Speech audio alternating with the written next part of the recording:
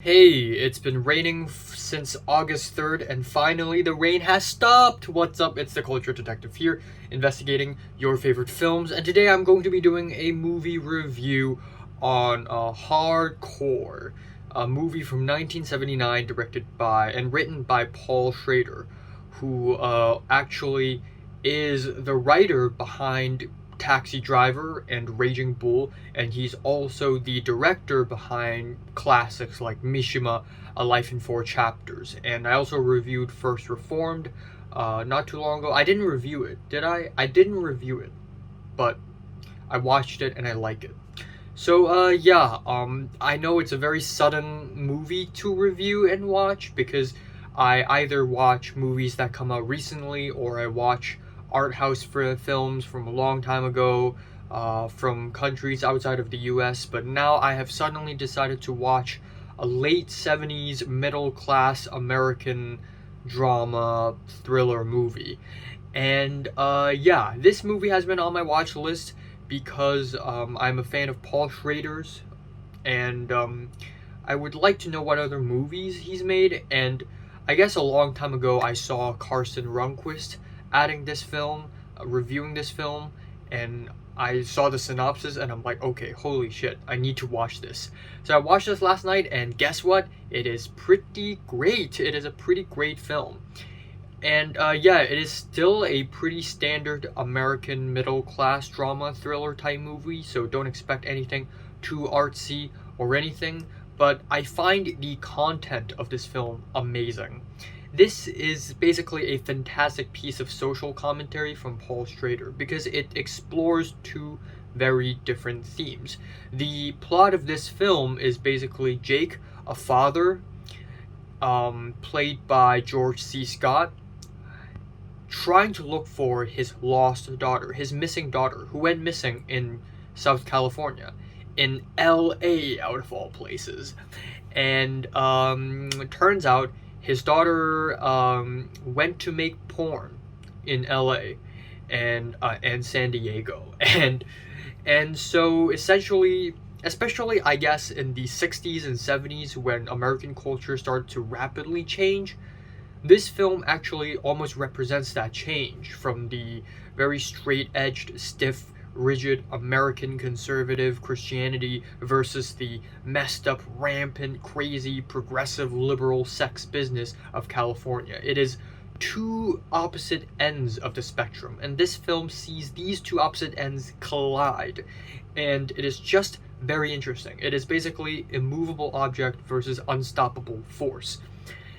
And I mean, to a degree, some people may think this film demonizes sex work, but I don't think it does, because there are characters, there are prostitutes and porn stars in this movie that are depicted with a lot of humanity. And even in the second act of the movie, when George C. Scott's character, Jake, sought the help from a prostitute slash porn star, they actually bonded a little bit, which is really nice. But I think what makes this movie very interesting is that it shows how extreme the corners of this sex business can be, and that's basically applicable to everything. Like if you talk about pornography, if you talk about drugs, if you talk about crime and gang violence, and that's the edgy stuff. You can literally talk about anything, and there are always these extreme corners, and it's kind of interesting. You know, this is the definition of underground, and I feel like I wouldn't have enjoyed this film as much if I hadn't lived in LA. It is the fact that I have spent 6.5 months in LA, and I've experienced the ooh yeah life, sort of this Californian attitude, that I kind of understand why there's just so much tension in this film. And one of the things that this film does really well is defining what underground means. Because a lot of people don't really, or not a lot of people, but underground, by underground, I mean names that people may not have ever heard of, or people who are elusive and shady, expensive parts of the city. Like, this is underground. And it's just really interesting. That also taps into this neo-noir element, which is great.